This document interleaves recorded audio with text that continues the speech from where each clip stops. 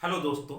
Class को आगे करते हुए आज हम लोग डिस्कस करने वाले हैं फंडामेंटल राइट पढ़ रहे हैं। और फंडामेंटल राइट में हम लोग पिछले वीडियो में जो डिस्कस किए थे वो समानता का अधिकार और आर्टिकल 14 से लेके 18 तक डिस्कस किए थे।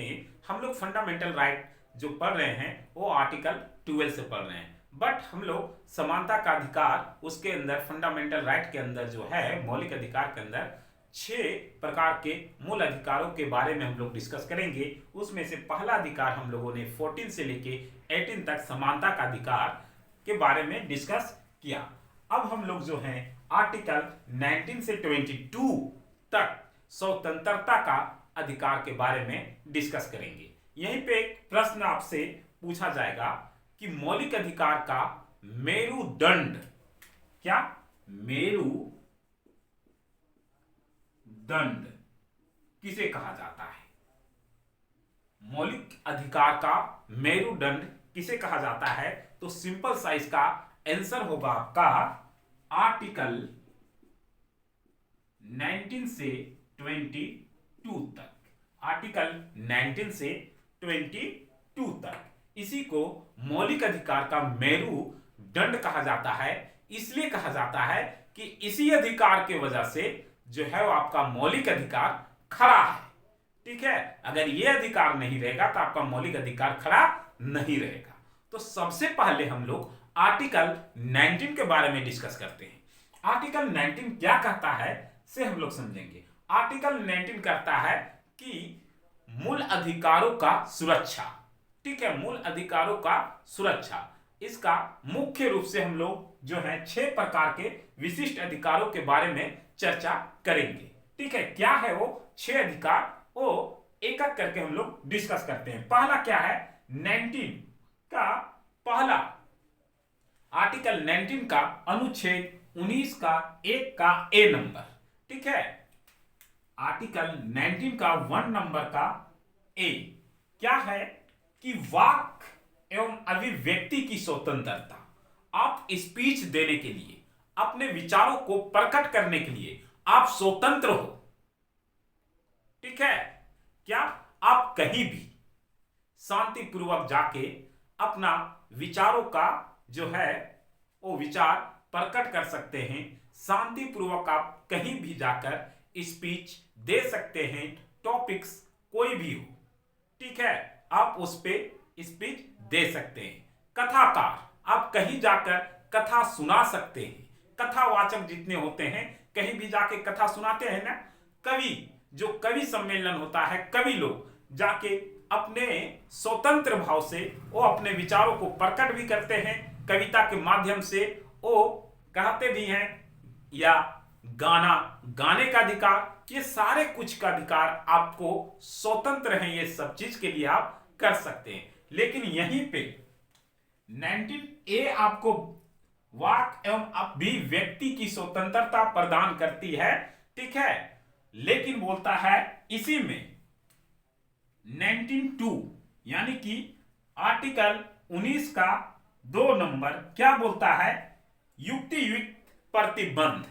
यानी कि इसका मतलब क्या हुआ? प्रतिबंध यानी कि आपको मैं स्वतंत्रता प्रदान करता हूं। क्या चीज देने के लिए? स्पीच देने के लिए। तो भैया इसका मतलब ये तो नहीं है ना कि जाके किसी को गाली देना स्टार्ट करो और उसके बाद गलियाओ और उसके बाद बोलो ना कि हम तो गरिया कहां रहे हैं भैया। ये तो हमको स्वतंत्रता प्रदान है। ठीक है, स्पीच देने की स्वतंत्रता प्रदान है। अभिव्यक्त अपने विचारों को प्रकट करने के मेरा विचार आया कि मैं आपको गाली दे दूं। ठीक है, सो मैं दे रहा हूं, ये तो मेरा अधिकार है। नहीं भैया, ये आपका मौलिक अधिकार नहीं है, क्योंकि मैंने स्टार्टिंग में ही आपको बताया था कि मौलिक अधिकार आपका वो अधिकार है जब तक आप अपने लिए इस चीज को यूज कर रहे हैं, आपके बात या वाक्य से किसी दूसरे व्यक्ति को बुरा भला ना लग रहा हो या दूसरे व्यक्ति का मौलिक अधिकार का हनन ना हो रहा हो, तब तक ठीक है। अगर दूसरे व्यक्ति का मौलिक अधिकार का हनन होता है तो आपको क्या किया जाएगा? सिंपल भाषा में आपको ऊपर कानूनी कार्रवाई किया जाएगा। अनुच्छेद 19(2) के तहत, अनुच्छेद 19 में 2 के तहत आपको।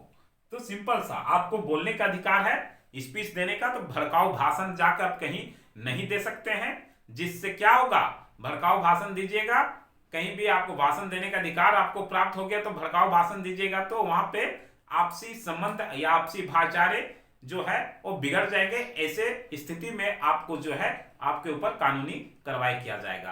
किसी भी व्यक्ति को आप गाली नहीं दे सकते। चलिए आगे क्या बोलता है, अनुच्छेद बी, आर्टिकल 19 का 1 का बी नंबर क्या बोलता है, शांतिपूर्ण सम्मेलन की स्वतंत्रता, आपको शांतिपूर्ण सम्मेलन की स्वतंत्रता प्रदान है।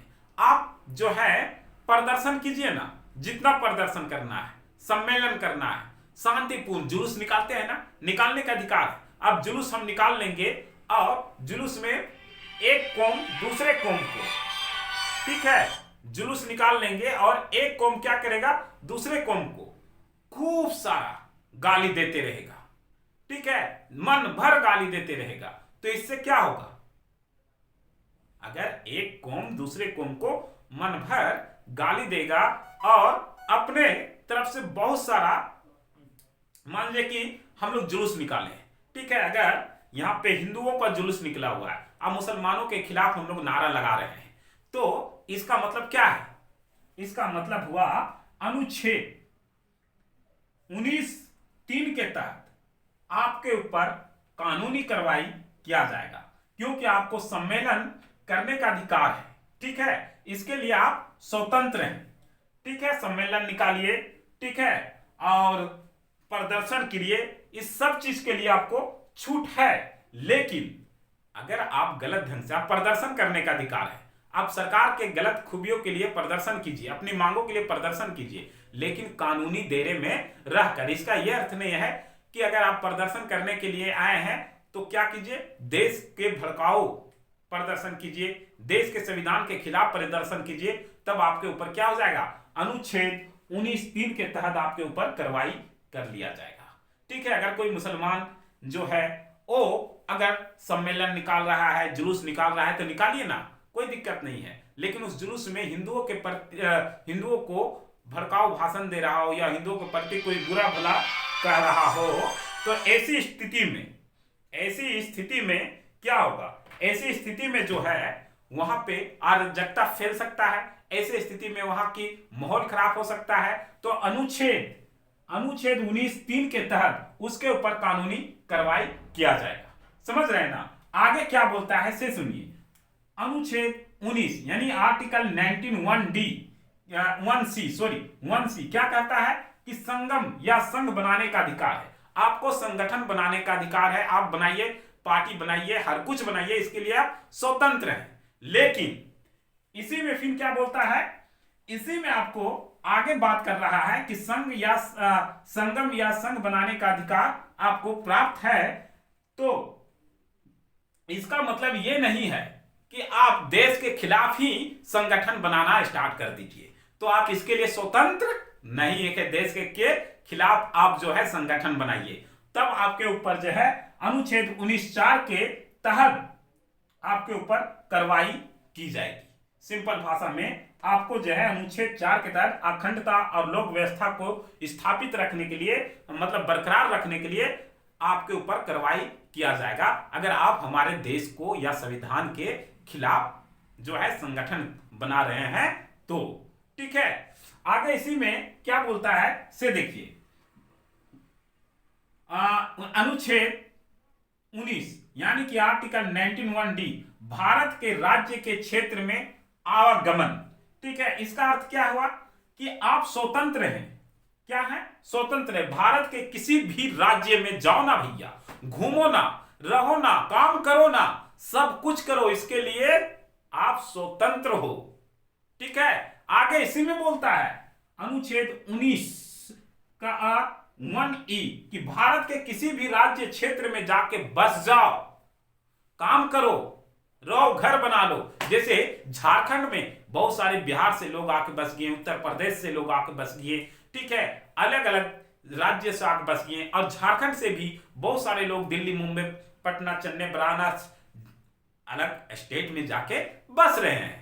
तो इसका मतलब वो स्वतंत्र हैं, कहीं भी बस सकते हैं, लेकिन इसमें भी एक रोक है, क्या है, अनुच्छेद 19(5) कहता है 1 और डी अनुसूचित जनजाति के खिलाफ यानी कि उसके विरुद्ध में किसी भी प्रकार का जबरदस्ती नहीं कर सकता है। जैसे बहुत सारा झारखंड में है कि आप आदिवासी जमीन को खरीद नहीं सकते हैं, ठीक है, उसको गैर कानूनी तरीके से लोग खरीद के और वहां पे बस रहे हैं, ठीक है। लेकिन यहां पे नियम है कि आप किसी भी आदिवासी या एससी जमीन को खरीद नहीं सकते हैं। तो ऐसी स्थिति में आपको अनुच्छेद 19(5) के तहत आपके ऊपर कानूनी कार्रवाई किया जाएगा कि आपको हम ये अधिकार दिए हैं, लेकिन वहां के निजी लोगों के जो संपत्ति है या उनका जमीन है उसके ऊपर आपका जो है अधिकार नहीं है। ये वहां के राज्य सरकार तय करता है। तो हर राज्य में ऐसा नहीं है, कुछ कुछ राज्य में ऐसा प्रावधान किया गया है। चलिए आगे क्या बोलता है से देखिए, अनुच्छेद ये 5, हालांकि 1 का F ये कट चुका है, अभी नहीं है, पहले था क्या था, संपत्ति का अधिकार। पहले लोगों को संपत्ति रखने का अधिकार था, इसके लिए कोई पूछताछ नहीं होता था। लेकिन भैया आज रखोगे का, इनकम टैक्स वाला आके ना पूछेगा कि इतना धन कहां से आया भैया, ये जो गाड़ी में घूम रहे हो किधर से आया है, आप दिखाओ। अगर आपका ओरिजिनल कमाई से आया तो कोई प्रॉब्लम नहीं है, लेकिन आप किसी साजिश के द्वारा ये पैसा किसी फंडिंग के द्वारा किसी दूसरे देश से मंगा रहे हैं, तब आपके ऊपर क्या होगा, कार्रवाई किया जाएगा, ठीक है। तो ये संपत्ति का अधिकार जो था वो मूल अधिकार में था, लेकिन अब इसको हटा दिया गया है। और कब हटाया गया है, तो 1978 में। आपसे पूछ सकता है कि मौलिक अधिकार से संपत्ति का अधिकार कितने संशोधन में और कब हटाया गया, तो सिंपल सा आंसर होगा 44 यानी कि 44वें संशोधन में इसे हटा दिया गया 1978 में, और आर्टिकल 300A में इसे संवैधानिक अधिकार घोषित किया गया। अब ये संपत्ति के अधिकार संवैधानिक अधिकार है, यानी कि सिंपल सा, अगर आपके पास धन आते हैं तो सारे धन का आपको बायोडाटा रखना होगा। अगर ये सारे धन का बायोडाटा आपको नहीं मिलता है तो आपके ऊपर कानूनी कार्रवाई होगा, याद रखिएगा, ठीक है। तो ये आप समझ गए यहां तक। अनुच्छेद 6 क्या बोलता है, निजी व्यक्तियों के ऊपर प्रतिबंध। कभी कभी क्या है, उदाहरण के तौर पे सरकार के द्वारा कुछ कंपनियां बैठाई जाएगी या फिर रेलवे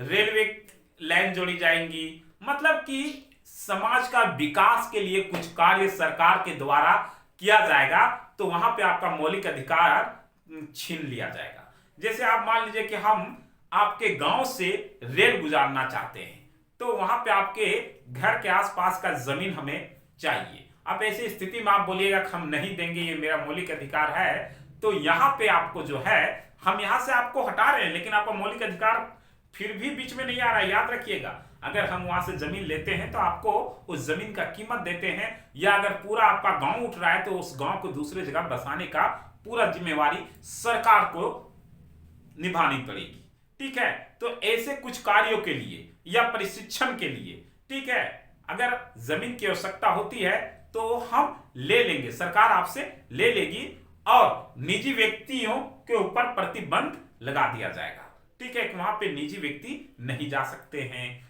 तो कहने का मतलब है कि जो प्रतिबंध भी आपके मौलिक अधिकार में नहीं लग रहा, बल्कि वैसे चीज जो मौलिक अधिकार में नहीं लगाया जा रहा है, कह सकते हैं कि विकास के नजर में उस चीज को आगे की ओर बढ़ाने के लिए आपके मौलिक अधिकार को बिना छीने आपको एक जगह से दूसरी जगह शिफ्ट किया जा सकता है, या उसके बदले में कुछ दिया जा सकता है, ठीक है। तो सिंपल सी भाषा में आप समझ सकते हैं कि आपके समाज या देश के विकास के लिए आपके मौलिक अधिकार को छीना तो नहीं जा सकता है, लेकिन कुछ देर के लिए उस पर प्रतिबंध लगाया जा सकता है, ठीक है। तो ये था आपका स्वतंत्रता का यानी कि सुरक्षा का। आर्टिकल 19 बोलता है कि आपकी स्वतंत्रता का सुरक्षा का अधिकार रखा जाएगा। तो ये हम लोगों ने समझ लिया, एक बार रिवीजन कर लेते हैं, ध्यान से याद रखिएगा रिवीजन। आर्टिकल 19 क्या कहता है? सबसे पहले हम लोग जो है आर्टिकल 19 से 22 तक पढ़ रहे हैं। मौलिक अधिकार का जो मेरुदंड है वो किसे कहा जाता है? तो आर्टिकल 19 से 22 को कहा जाता है, यानी कि स्वतंत्रता का अधिकार को कहा जाता है। आर्टिकल 19 क्या चीज पढ़ाता है? आर्टिकल 19 अधिकारों का सुरक्षा पढ़ाता है।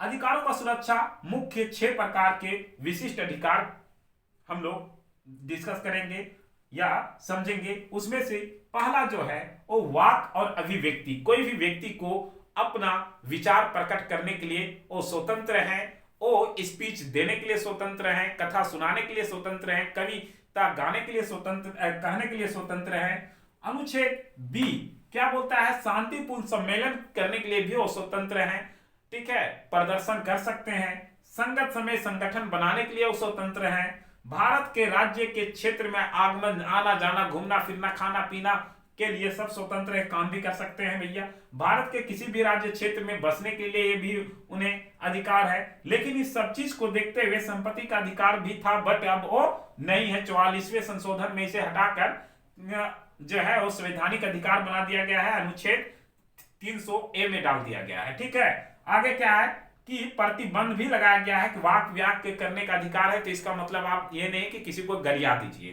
ठीक है। फिर वहीं पे है कि शांतिपूर्ण सम्मेलन करने का अधिकार है विदाउट हथियार के, तो इसका मतलब नहीं है कि हाथ में बंदूक ले लो और सम्मेलन करो, ठीक है। क्या मजा आ रहा है, इधर 2 को बम फोड़ो, 2 को इधर फोड़ो, ठीक है, ये नहीं है। शांतिपूर्वक सम्मेलन करने का अधिकार है। आगे है सी में संघ बनाओ। संघ बनाने का अधिकार आपको है। इसका मतलब ये नहीं कि अब देश के विरुद्ध ही संघ बनाना स्टार्ट कर दो, तुम फिर जानते हो ना, जेल में डाल के ठोक दिया जाएगा। आगे है क्या है कि भारत के राज्य में कहीं भी आना जाना कर सकते हैं, एकदम इसके लिए आप स्वतंत्र हैं। अखंडता और लोक सेवा के लिए अगर आप कोई ग्रुप बना रहे हो, ठीक है, तो उस पर प्रतिबंध है अगर आपकी उस संगठन से हमारा संविधान को किसी भी प्रकार से क्षति पहुंचता है या अखंडता होता है, टूटता है, यानी कि देश के विरुद्ध कोई भी संगठन आप तैयार करते हो तो सिंपल भाषा में उसे हटा दिया जाएगा। आगे है भारत में किसी भी क्षेत्र में आना जाना आप कर सकते हैं, लेकिन कुछ विशेष वहां के निजी व्यक्तियों को कुछ विशेष अधिकार दिया गया है, जैसे कि SC ST के जमीन को आप नहीं खरीद सकते हैं, जैसे झारखंड में तो आप नहीं कर सकते हैं। जनरल जमीन को आप खरीद बिक्री कर सकते हैं। SC ST को इसलिए नहीं खरीद सकते क्योंकि अशिक्षित है वो व्यक्ति, और उनको अपने बारे में समझने और ठीक करने के लिए भी उन्हें ऊपर आने के लिए थोड़ा समय लगेगा, हम पिछले बतलाए थे। तो ये हो गया। निजी व्यक्तियों पर प्रतिबंध लगाया जा सकता है अगर सरकार के द्वारा कोई अच्छे कार्य किया जा रहा है, रेलवे लाइन बिछ रहा हो, या कोई कंपनियां बैठाना हो, या फिर कोई प्रतिष्ठान केंद्र बैठाना हो, तो वहां पे आपके मौलिक अधिकार पे जो है प्रतिबंध लगाया जाएगा आपकी स्वतंत्रता पे, ठीक है। तो ये